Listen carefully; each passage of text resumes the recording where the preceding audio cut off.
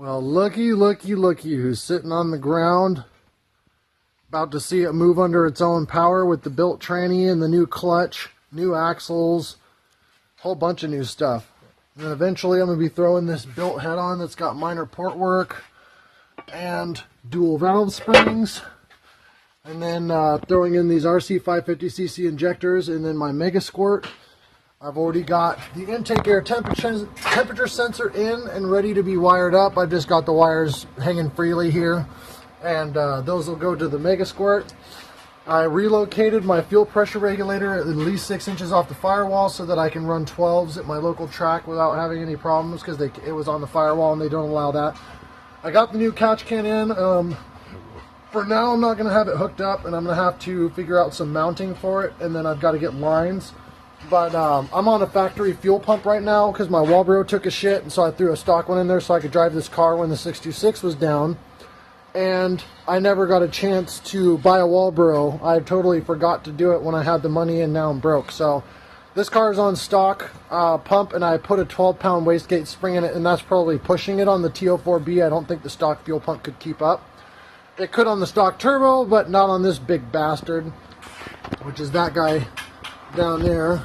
That's a T3 T04B 50 trim. And since I've got a boost controller on it, it usually ends up being about 15 pounds is the lowest I can get it on the 12-pound spring with a boost controller hooked up. So that's excessive for this fuel pump. So here in a minute, we're going to start this puppy up, and then I'm going to move it under its own power, hopefully, for the first time with everything that we did. It's got the really fresh tranny in it. It's got the M Factory helical limited slip differential. It's got a center force centrifugal weight assisted clutch, which I'm on the fence about. I don't really know how well it's going to work, so we'll see. This car makes a lot of torque at low RPM. So with the way that the clutch works, it's designed to have better clamp load at high RPM, but this engine's pretty much tapped out at 6,500 RPM, so I don't know how effective it's going to be. We shall see if it holds the power. But she is ready to go. Put the wheels on, they're all torqued down. It's got new brake pads as well, new CV axles, brand new spark plug wires, cap rotor, yeah, so here in just a minute, we shall see her move with a helical limited slip, a true limited slip for the first time. The old tranny has a cooked viscous diff in it, which is doo-doo, and pretty much an open differential now. So, yep, we shall see what this puppy drives like here really soon. I'm just waiting to put a Walbro 255 in it before I go out and do some pull videos. Plus, I have to break the clutch in for 800 miles, so that'll take some time.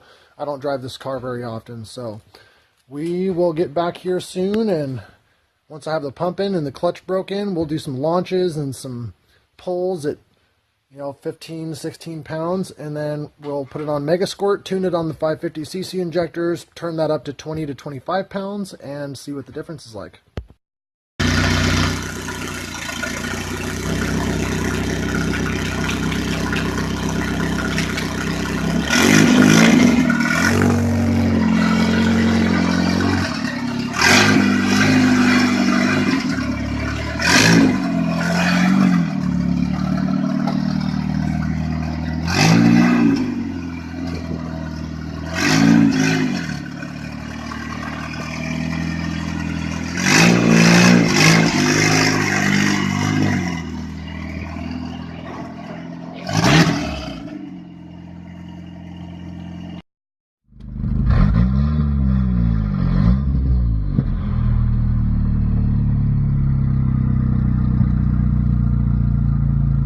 The boosty noises.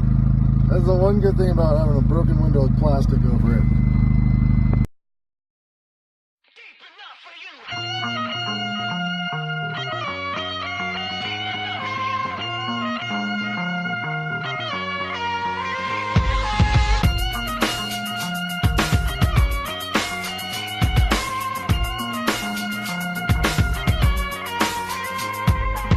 We hit the room, me and my crew, and it was cool until we bumped into you. Now it's been years, but there you were, like a Mustang, redlining every single gear with a minute dance, like he was born in '49. Below